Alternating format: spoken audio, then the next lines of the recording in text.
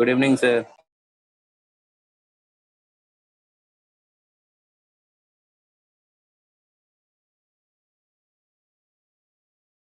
Good evening, everyone, and welcome to today's wonderful evening with Dr. Murali Bharadwaz, Archana, Mati, Samir, Kartika, and many more who are all online. Just let us take another 2 to 3 minutes before everybody join. Just give me another 2 to 3 minutes, and you can also inform your classmates about this Zoom link so that they can join.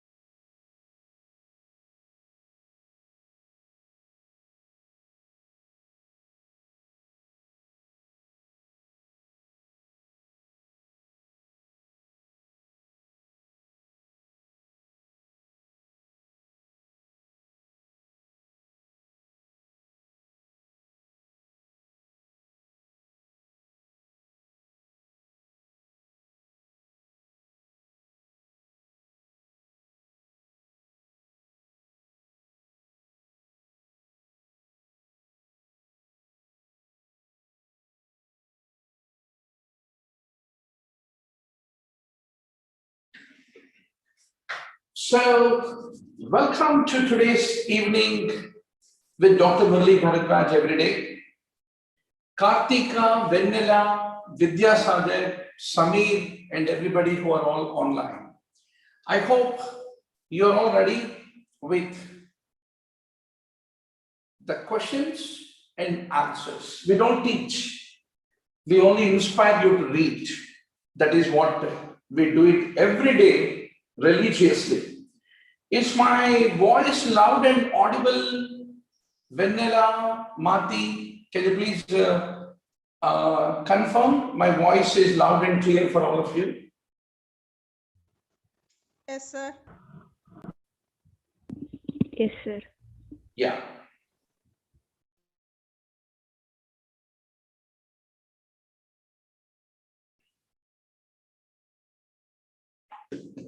Now, today, let's pick up some good general medicine, 5 to 6 topics, and at least 50, 60 points. Let us do the revision so that you are once more ready to face the game. Now, peptic ulcer disease, all of you know very well. There are 2 types of gastritis, type A gastritis, type B gastritis. Now, what is the main difference between type A and type B gastritis is one of the favorite question of the examiner. So between type A and type B is most common. Type B is caused by Helicobacter pylori. There are 5 points about Helicobacter pylori you should know. Gram-negative corpobacilli, it is microaerophilic, fecal-oral route. It is an extracellular bacteria, and it produces the urease. And what is the screening test? Breath urease test. Right? And what is the biopsy? What is the stain we use for H. pylori? Warthin's starry stain. Warthin's starry stain. That is what you need to remember. And how do you treat? There is a triple therapy you need to remember. Pantoprazole, clarithromycin, amoxicillin, clavulanate is the triple therapy. And quadruple therapy, what are the drugs included in H. pylori? Bismuth, tetracycline, metronidazole, pantoprazole, they are the ones in quadruple therapy. Do we use erythromycin? No, sir. Why?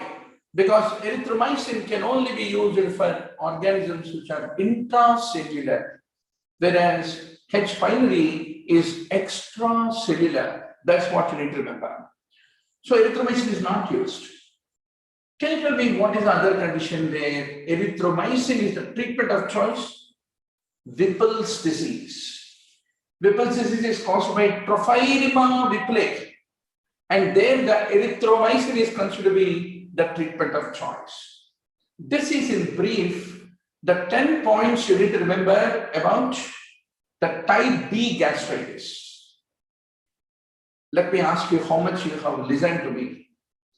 What is the quadruple therapy for H. pylori? Who is going to tell me? Bismuth, tetracycline, metronidazole, and pantoprazole. Super. What is the drug of choice for Whipple's disease? Erythromycin. Good. And what is the stain for H. pylori? Warthin's starry stain. Is H. pylori gram positive or gram negative? Gram negative. Does it cause type A or type B gastritis? Type B. Type Type B. B. Type B gastritis. That is what you need to remember. Now, what is meant by type A gastritis? Type A gastritis. Type A होता है. It is an autoimmune disorder. Anti-parietal cell antibodies, they lead to type A gastritis.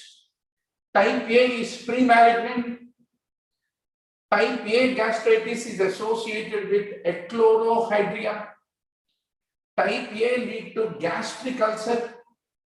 In type A, there is a decreased intrinsic factor and decreased vitamin B12 leading to macrocytic anemia because it is anti-parietal cell antibodies.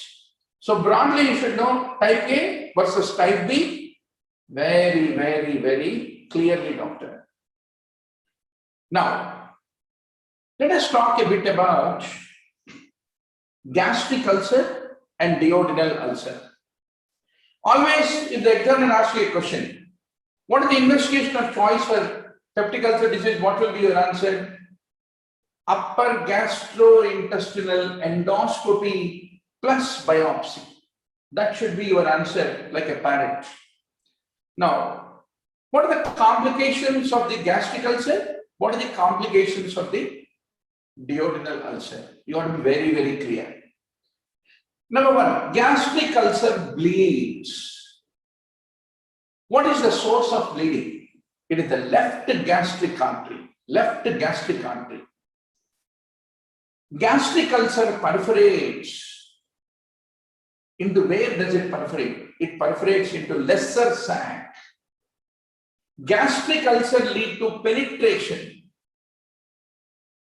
So slowly it can penetrate posteriorly, and it can lead to necrotizing pancreatitis. It can lead to pseudopancreatic cyst.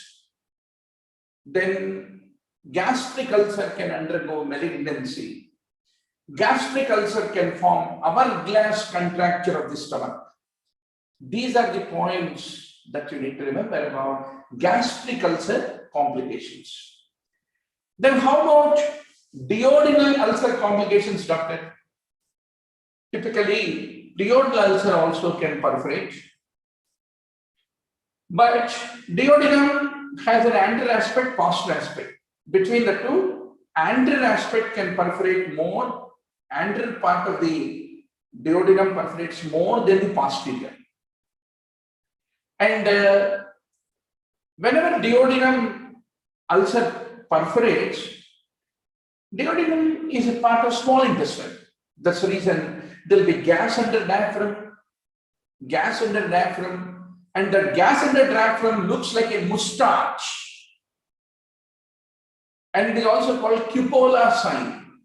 So these are the features that you see in duodenal ulcer. Cupola sign, gas under diaphragm, moustache sign. It is also called as. Where do you see reverse moustache sign? Whenever there is a congestive heart failure, when there is a pulmonary edema, then all those pulmonary veins will become dilated more towards the upper part of the lung. So that leads to a look like a reverse moustache sign. So reverse moustache sign is in congestive heart failure with pulmonary hypervascularity due to CHF, whereas moustache sign is seen in duodenal ulcer when there is a perforation. That is what you need to remember. So once more, I like to tell all of you, if there is any PowerPoint, if there is a whiteboard, if there is a video, that is all deviation. You will not get the focus. Whereas we all meet together in a room like this, audio chat room, we chat with each other, we pick up 5 to 6 topics like this, do a quick revision and say tata, goodbye, and then once more we go back to the reading room and study. There is a lot of energy. So every day 6 o'clock, whether Sunday, Monday, Diwali, Dashara, any day I am available to conduct 1 hour of interactive session and do revision for you to inspire you every day, right? That is very important. Now, whenever a duodenal ulcer bleeds, what is the artery that bleeds? It is a gastroduodenal artery which is responsible for the bleeding. And how do you manage a bleeding duodenal ulcer? Inject adrenaline in the base of the ulcer, do cautery, ligation, exploratory laparotomy, etc., is what you need to basically remember.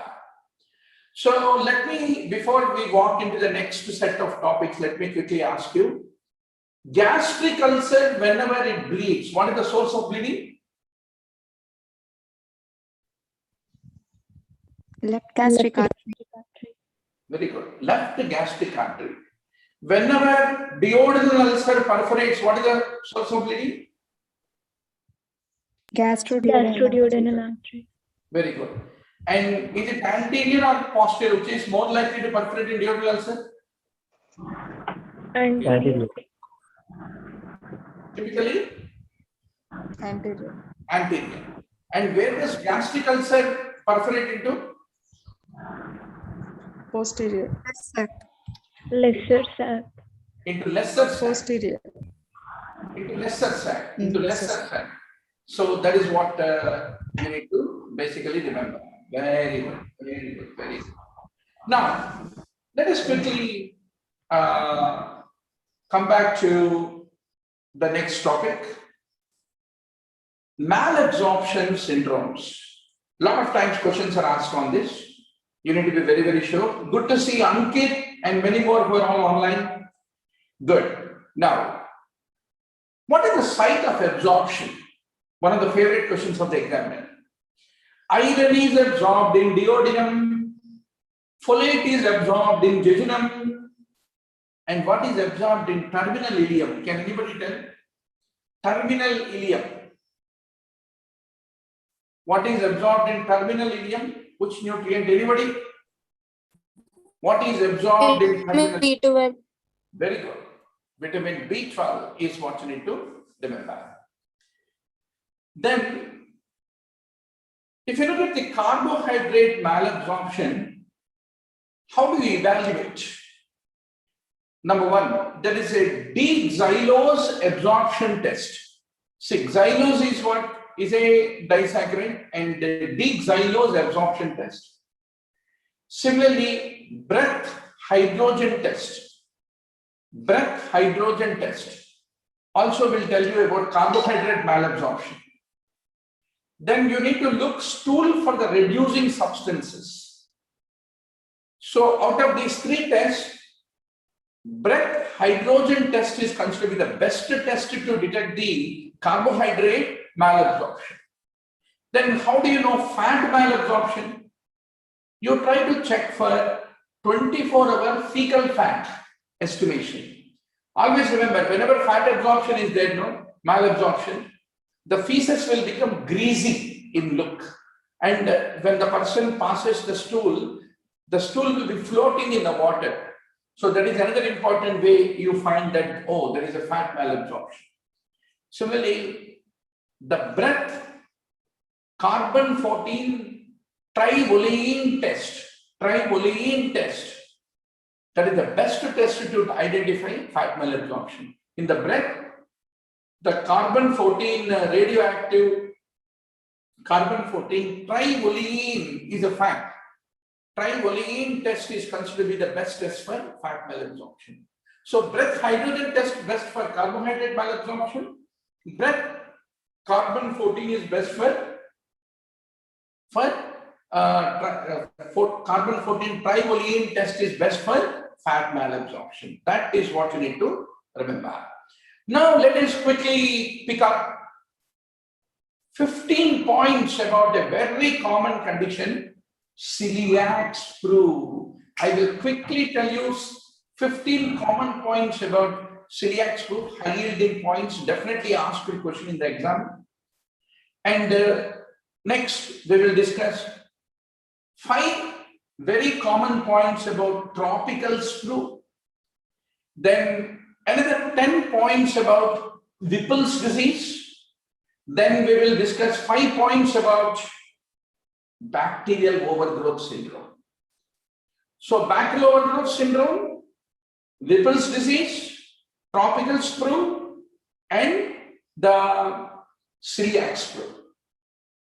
These are the 4 topics. One out of these 4 definitely examiner आपके पीछे पड़ेगा, आपको पूछेगा, और doctor मुरली भरद्वाज का students है तो you have to get 30 out of 30 correct answers in general medicine questions in the tomorrow's NEET PG exam. Now let us start with celiac sprue. Are you all ready? Lending your ears, closing your eyes. Imagine that you are a top gastroenterologist and we are in an international gastroenterology conference talking about these 4 malabsorption syndromes. All right. Always when we study now, we should imagine ourselves for a while that we are a top gastroenterologist, top gynecologist, top obstetrician, and we should think in the shoe of the patient. You should imagine one of your benchmate in the reading room. You imagine that, hey, this guy is a celiac sprue guy. He came to me as a patient. I am treating him. What is he going to tell me the story? That is how you should think and imagine when you are studying. That is the reason, never study alone. Study as a group. At least 1 or 2 other buddies, you need to go along to the reading room. Maze mein padhai karo. Don't read passively, underlining the book. You are not a prisoner of war. You have that mental freedom, right? There should be a purpose for whatever we do. Then life is more enjoyable. So what is the purpose of all this learning? The purpose is to pass the NEET PG exam.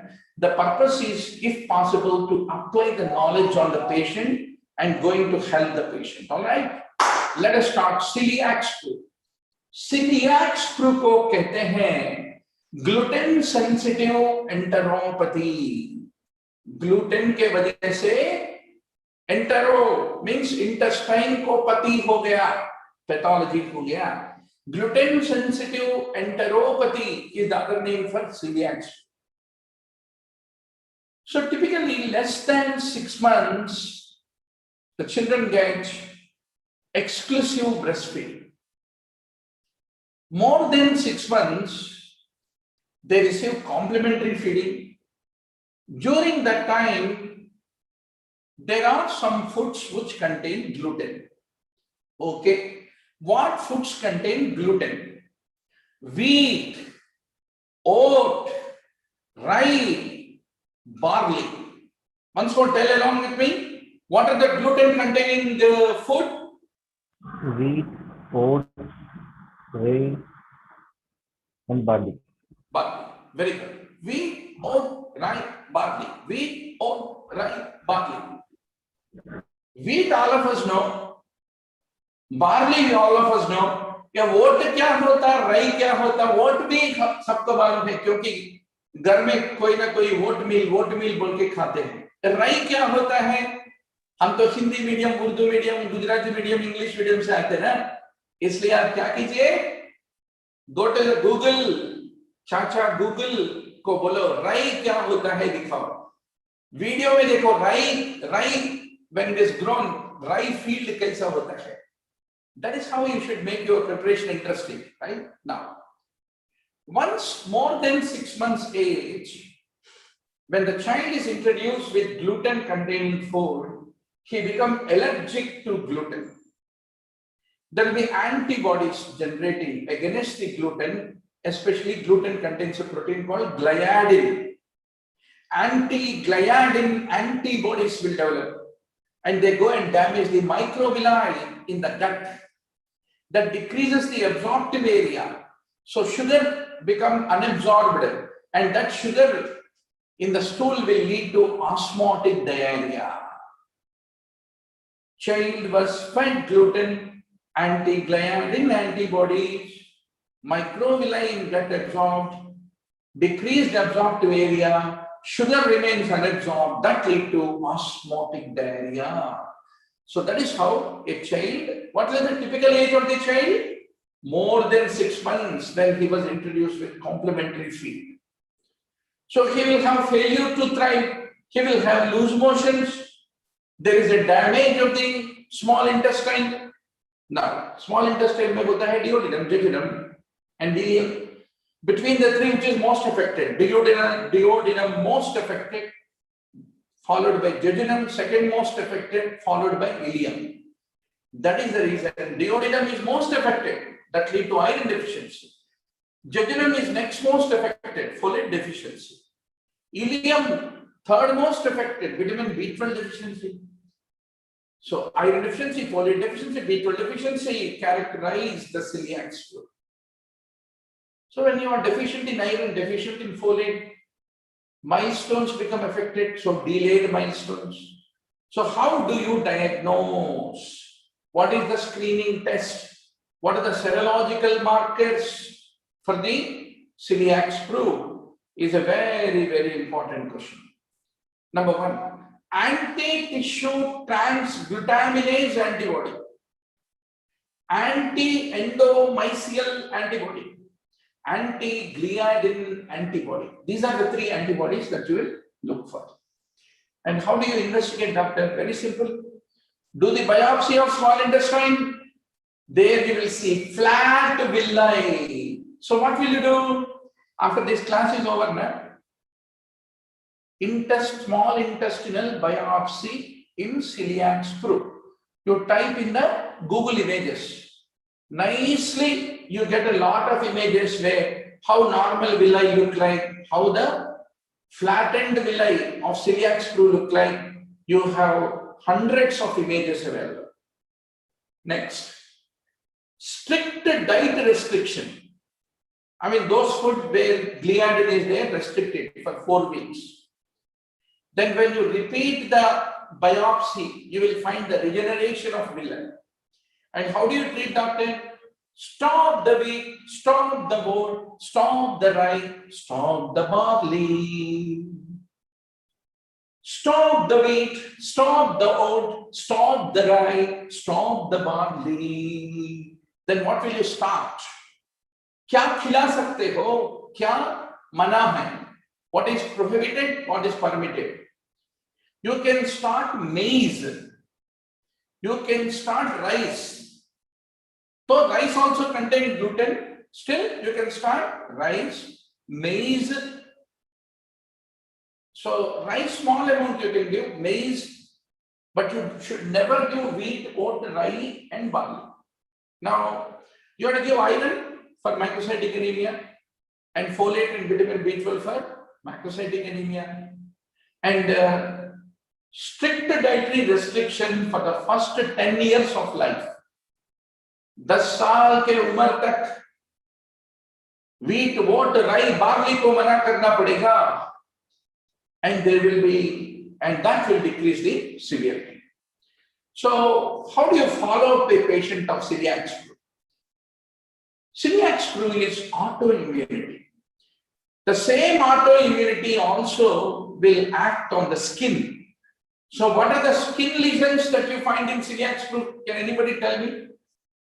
What is the skin condition associated with celiac screw? Anybody? Come on. Vanilla, Vidya, Sagar, Marti, anybody? You will get a gold medal if you answer this. What is the skin disorder associated with celiac screw? Subtotal villus atrophy. Skin condition. Enteropathy, dermatiform. Very good. Harshita Jindawal. Excellent, Harshita. Very good. Dermatitis herpetiformis is an associated skin lesion in celiac screw. So, how does dermatitis herpetiformis present? Pruritic. Pruritic बोले तो कुछ नहीं लगता है. Pruritic vesicular eruption on the elbow. That is the presentation of dermatitis herpetiformis, which is associated. What is the antibody associated? Anti-epidermal transglutaminase antibody is associated with dermatitis herpetiformis. So, dermatitis herpetiformis is one thing which is associated. Second, type 1 diabetes, celiac screw, they both are associated. Celiac screw patients have a risk of developing Hodgkin's lymphoma. In fact, the most common cause of death in celiac screw is because of the Hodgkin's lymphoma. And if you do biopsy and then do immunofluorescence test, what do you find?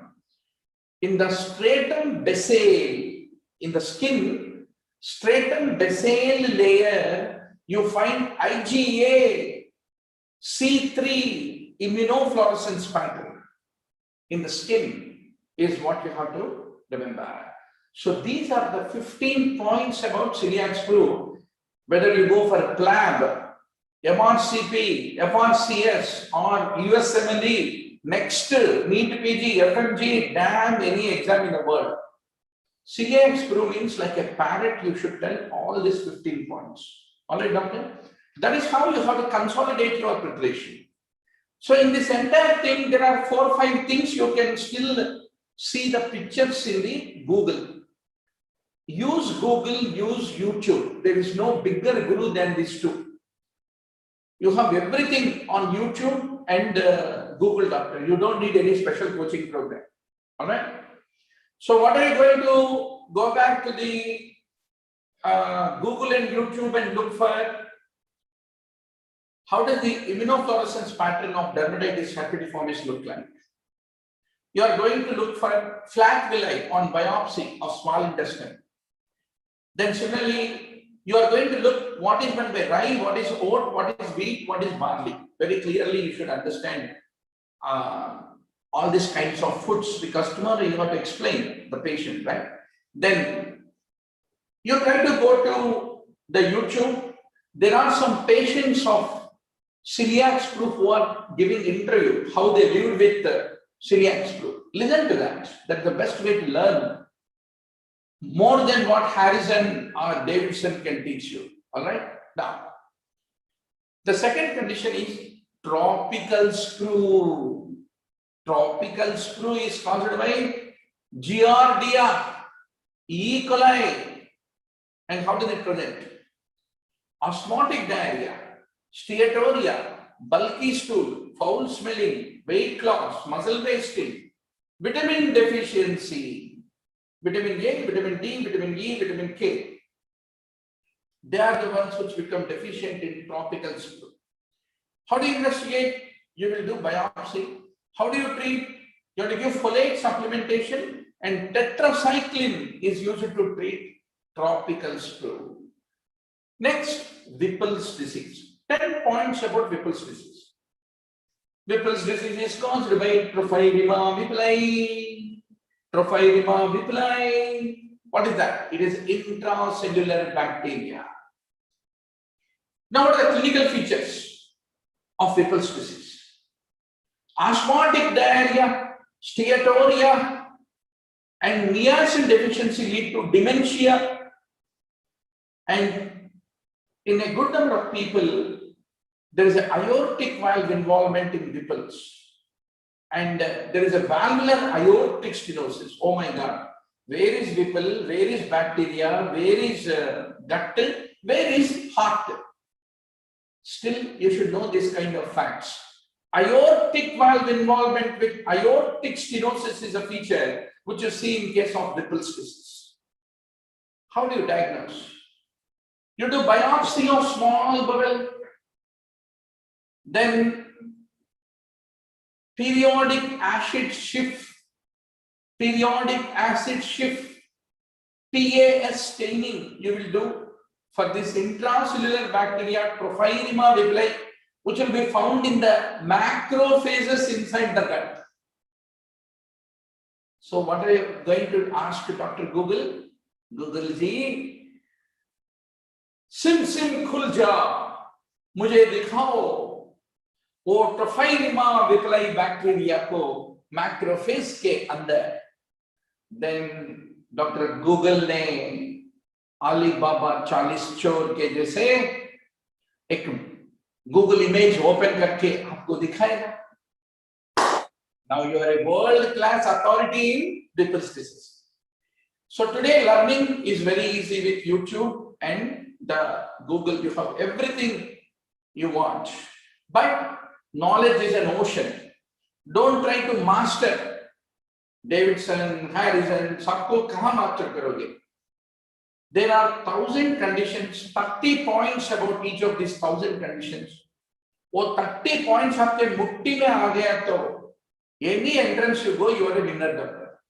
So please go back after this session is over to Incus Learning app. There are 5,000 video lectures on the Incus Learning app. There are almost 1 lakh PowerPoint slides of notes, 70,000 MCQs, question bank, 70,000 MCQs as flashcards. Then every week one full-scale grant test. Everything is available in the Incus app. But you need inspiration to read. That is what I will provide every day, evening 6 to 7, by spending time with you as your classmate. All right. Now, doctor, how do you treat tropical screw?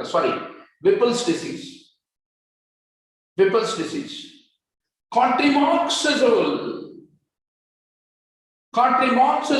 orally you can give, and intravenous subtriaxone.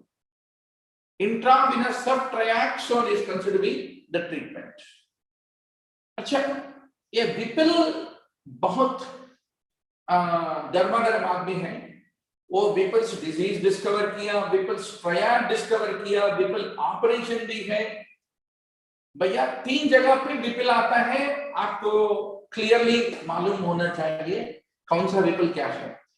अच्छा, Whipple triad क्या होता है? Typically in insulinoma patients, if you happen to restrict them from eating the food, then whenever you are having hypoglycemia, what do you expect? Insulin to be suppressed. But in these patients, after 72 hours prolonged fasting, if you check insulin, it won't be suppressed, it will be high. And that is diagnostic of insulinoma. So Whipple's triad is for the diagnosis of insulinoma, is what we have to basically remember. Then comes Whipple's operation. Already we discussed this. Whenever there is a cancer of the head of the pancreas, we do pancreaticoduodenectomy, right? So that is Whipple's operation. So finally, the fourth condition you need to know is bacterial overgrowth syndrome. So what is meant by bacterial overgrowth syndrome? Once more, in this, there is osmotic diarrhea, vitamin B12 deficiency, folate. Now, you need to do the jejunal aspirate and you need to culture the organisms and you need to treat bacterial overgrowth by giving antibiotics is what you have to basically remember. Now, doctor, before we walk into the next topic, I want to quickly check whether you are awake or whether you are sleeping. All right? Are you all ready for the questions on what all that we discussed? Now, from which part iron is mainly absorbed?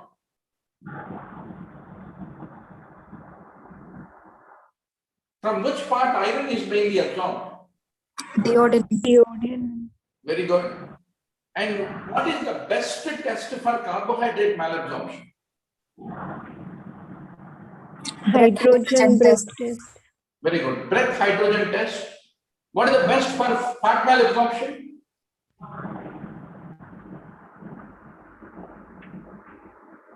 Breath triodine. Very good. And tell me 4 foods that contain gluten.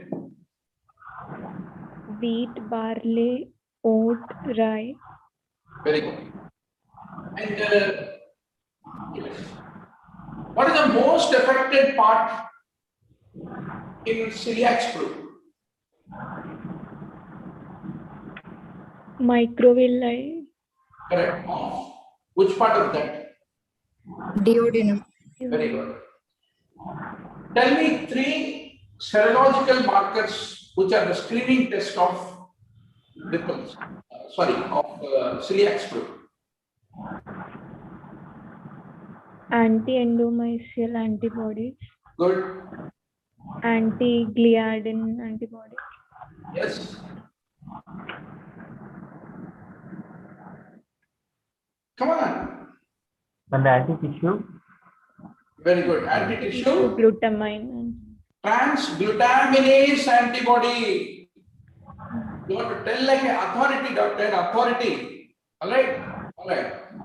Now, what is the food you can give to the person who has got the celiac group? Maize or rice? Maize and Rice. rice.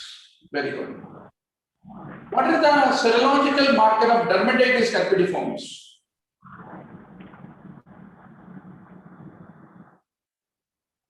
Serological marker. Anti-transglutaminase.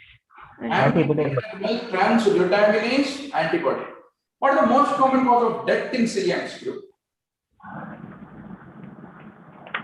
Hodgkin's lymphoma. Very good. Hodgkin's. Hodgkin's lymphoma. And what is the treatment of celiac group? What is the treatment of dermatitis herpetiformis? Dapsone. Please remember, Dapsone. Okay? And in which layer of the skin deposition occurred and what deposits on immunofluorescence?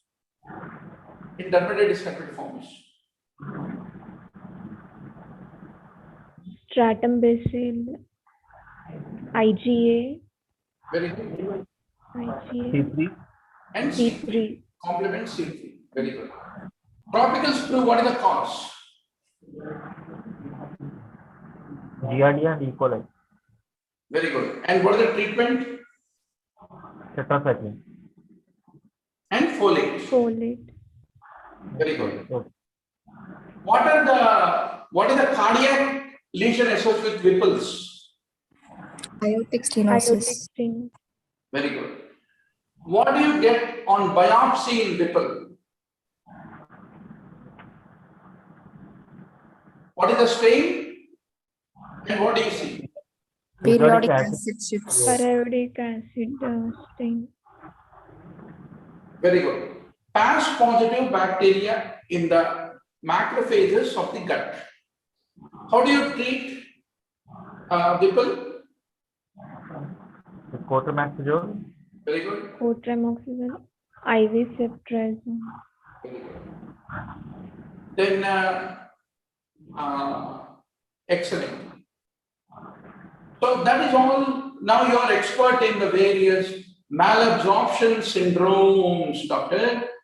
Now let us quickly go to some conditions in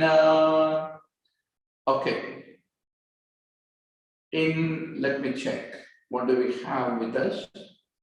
A bit about neurology, brain stem syndromes, and the parts of the brain and cerebrovascular accident, the lobes of the brain. Let us have a quick discussion on the stroke. Are you all ready? Give me 1 minute. I'll just get some drinking water.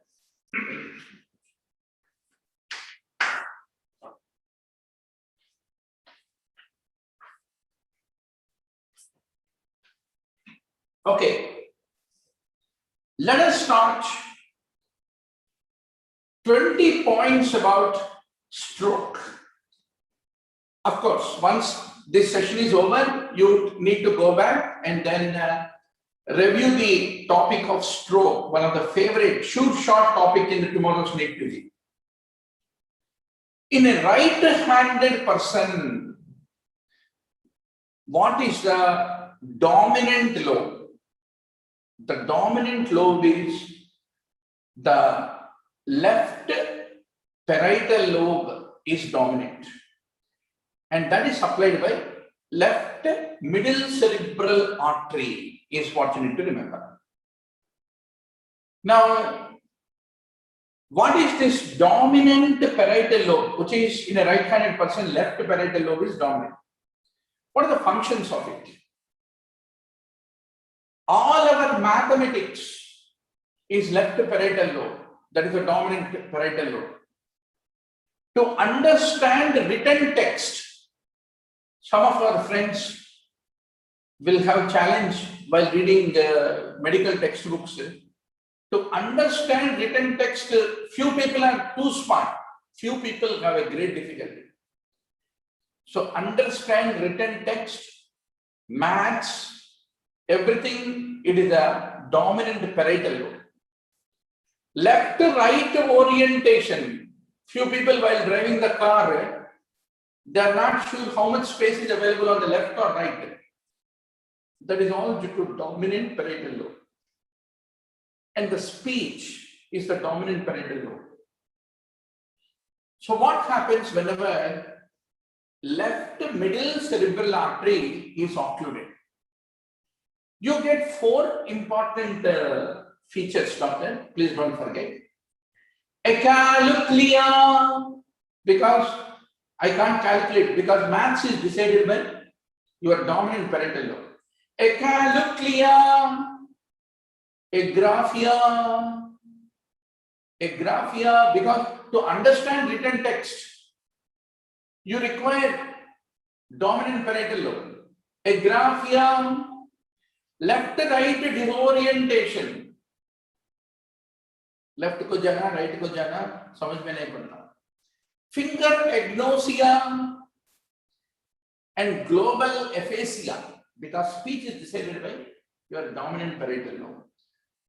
So once more, tell me what are the 4 classical features of the occlusion of the dominant parietal lobe, doctor, in the left middle circular artery occlusion? Come on.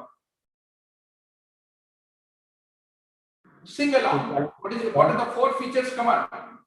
Caliclia, Echinacea, Agraphia, agraphia. left and right disorientation, Very good. Left-right disorientation. Finger agnosia, global aphasia. All right. Global aphasia. Now, in a right-handed person, what is a non-dominant parietal lobe? Right side parietal lobe in a right-handed person is a non-dominant parietal lobe, and that is supplied by right middle circular artery. Achha. What is the importance of non-dominant parietal lobe lesions? How do they present? They will have loss of the visuospatial skills. Visuospatial skills. Vision, space. So that is the reason they develop constructional apraxia. Non-dominant parietal lobe lesions lead to constructional apraxia. Similarly, they lead to hemi-neglect. The person forgets to wear half of the shirt. Only half the shirt he will be wearing. So, constructional apraxia, hemi-neglect are the features of non-dominant parietal lobe lesions is what you need to remember. Now, quickly tell me, what are the 4 important functions of the dominant parietal lobe? Sing along. What are the 4 features of dominant parietal lobe?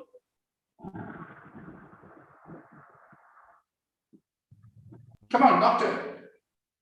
understanding the writing text, Correct. Understand written text. left and right orientation, Left-right orientation.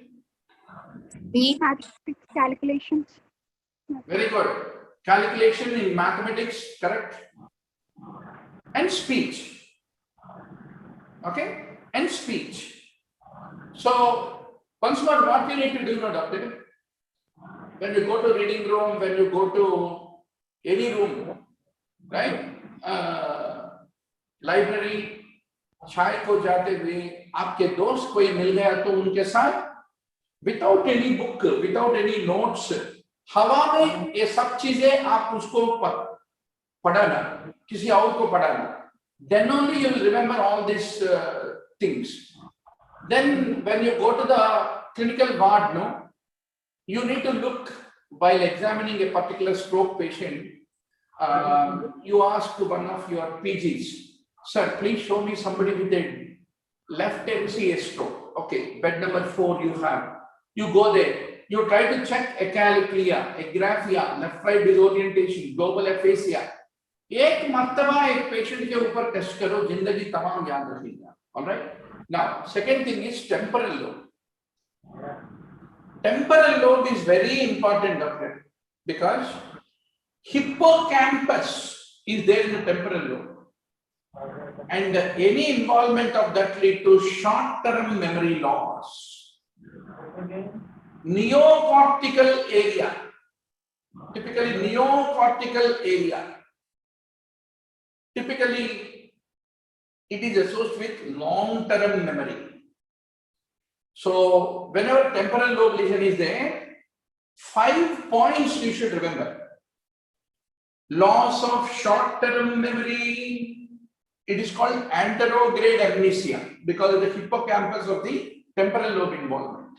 Second, prosopagnosia means there is an impaired memory of the face.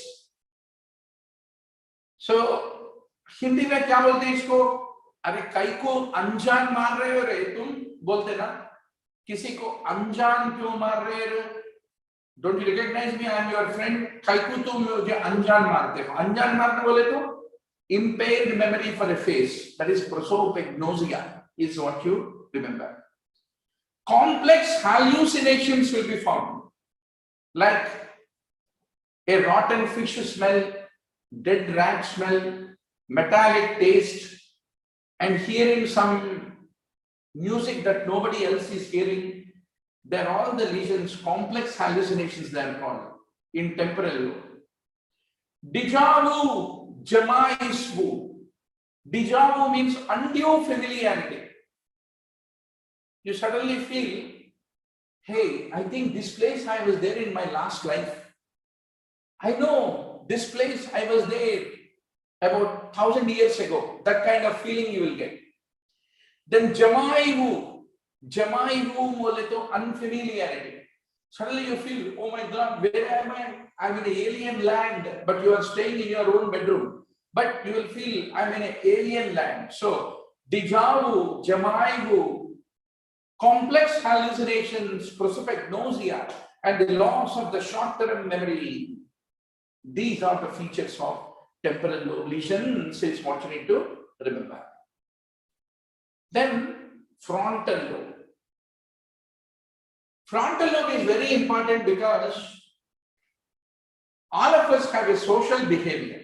That means if our roommate is having a girlfriend, we know very clearly, okay, ये उनका अमानत है, तो इसलिए उसके ऊपर नजर नहीं डालते.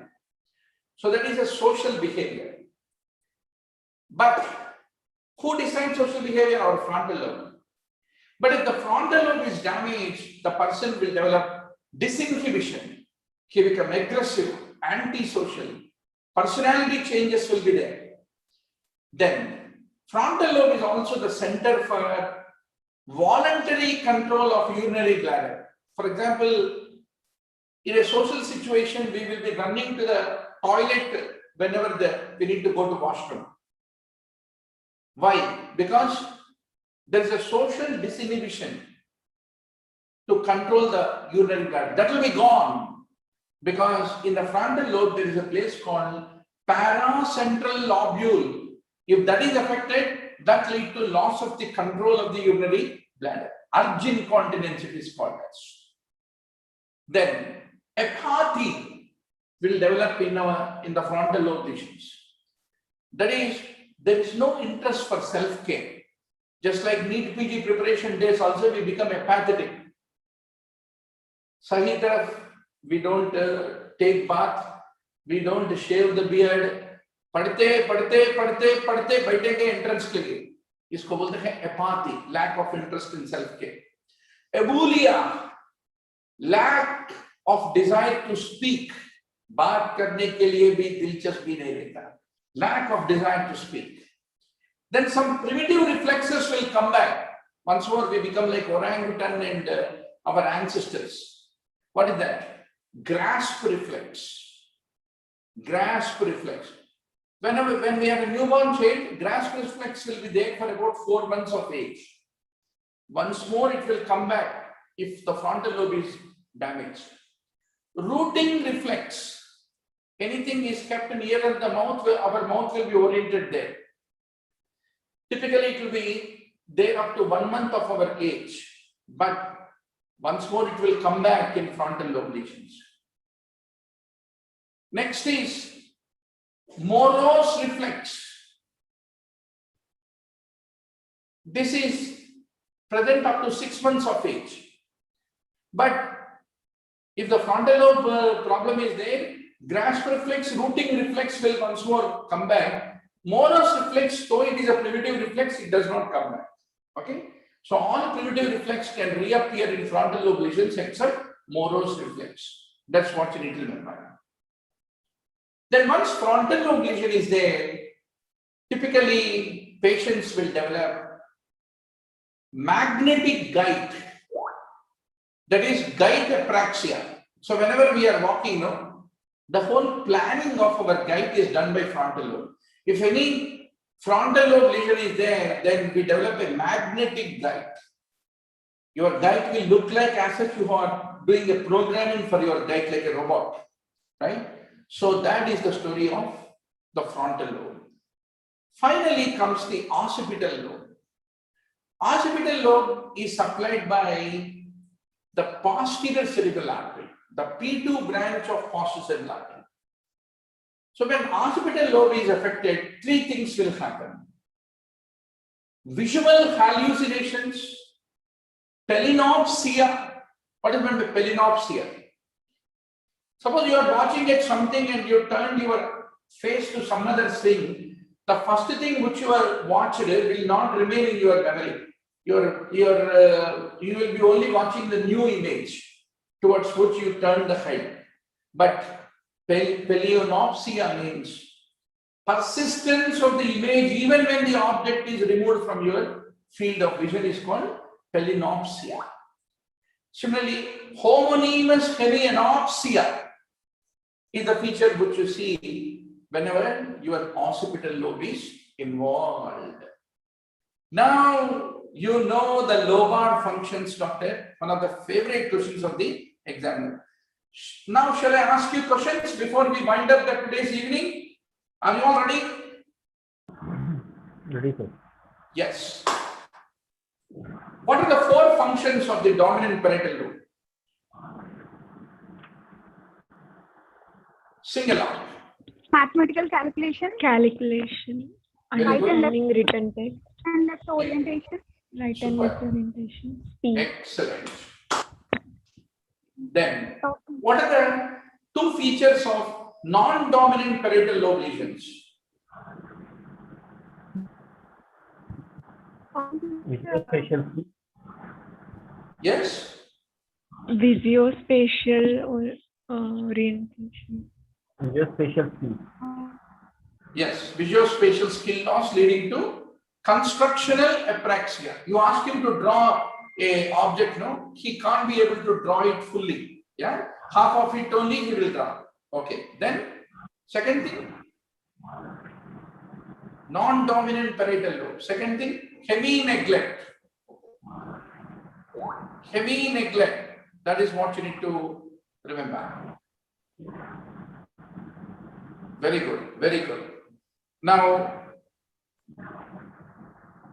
in temporal lobe, what are the 4 or 5 features of temporal lobe lesions? Fatafat bolo. Complex hallucination. Anterograde amnesia. Right. Deja vu. Deja vu. Deja vu, Jamaisu, Prosperognosia.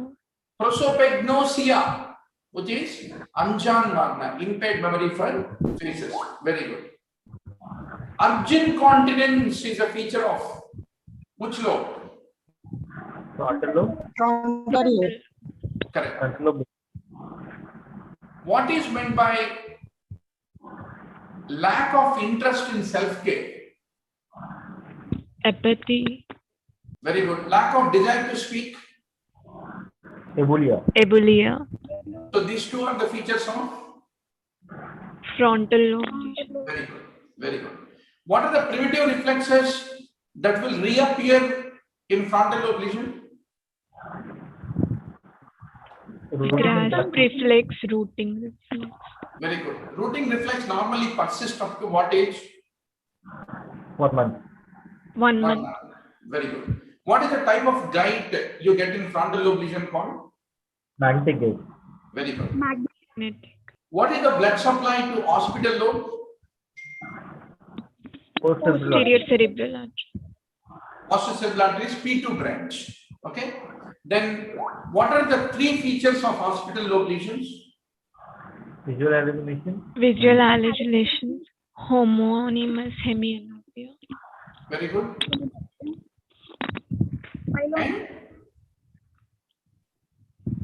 And palinopsia. Very good. What is meant by palinopsia?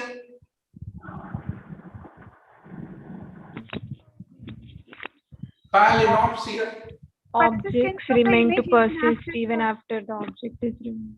Very good. When you remove the object also, there is a persistence of the image, which is called palinopsia, is what you need to remember.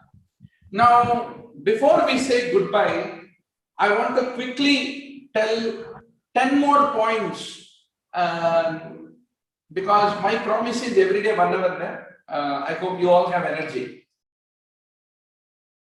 Area 4. You know, broadbench areas are very important. Area 4 is called precentral gyrus, which is our motor area.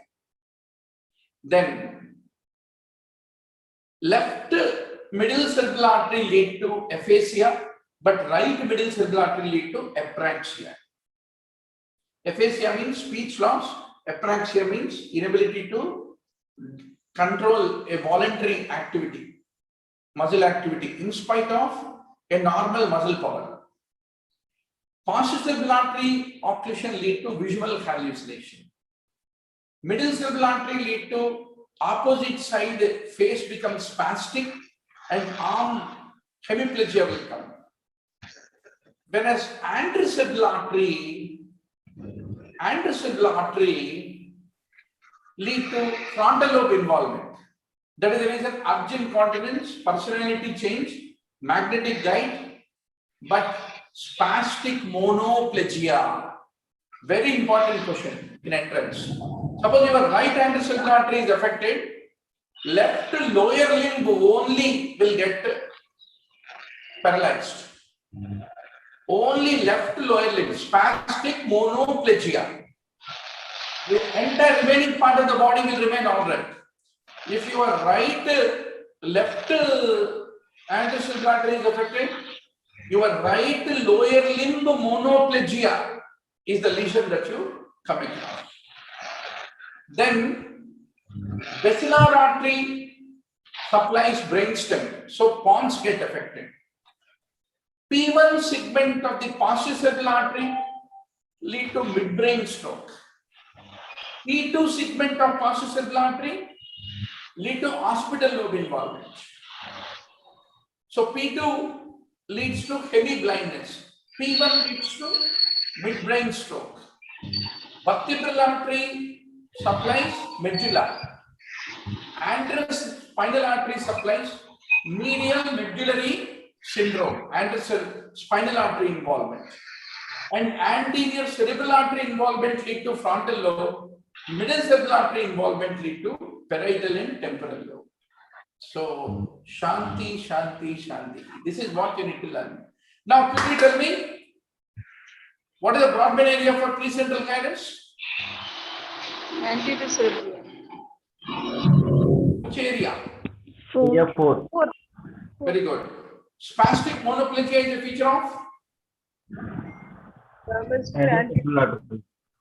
ACA territorial. ACA. Anterior cerebral artery. Very good. Anterior cerebral artery.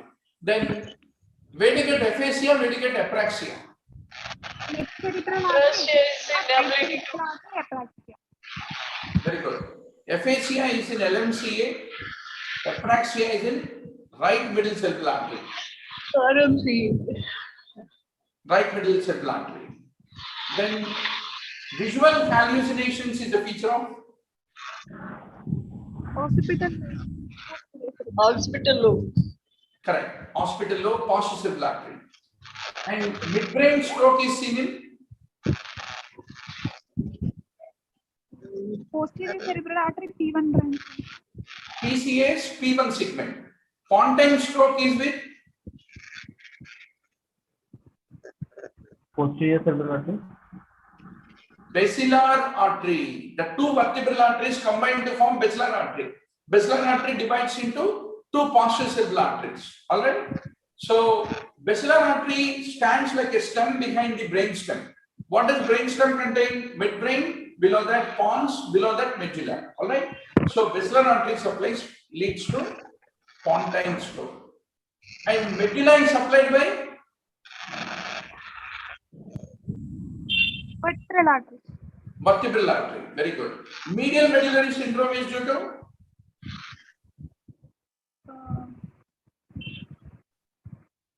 Anterior spinal artery. Anterior spinal artery. Frontal lobe involvement is because of which artery? Anterior cerebral artery. Anterior cerebral artery. And what are the lobes affected by middle cerebral artery? Parietal lobe and temporal lobe. Parietal. Super. Kushua Mogambo. So, doctor, every day, evening, 6 o'clock with Dr. Murali Bharadwaz. Thanks for coming.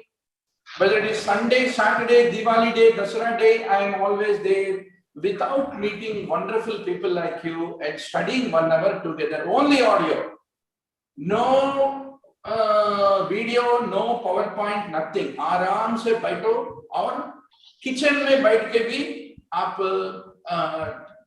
you do the discussion. In fact, while teaching you, I was cutting the carrots for the evening dinner. So, all right. Thank you so much. 4 to 7 10 huh? Thank you, sir.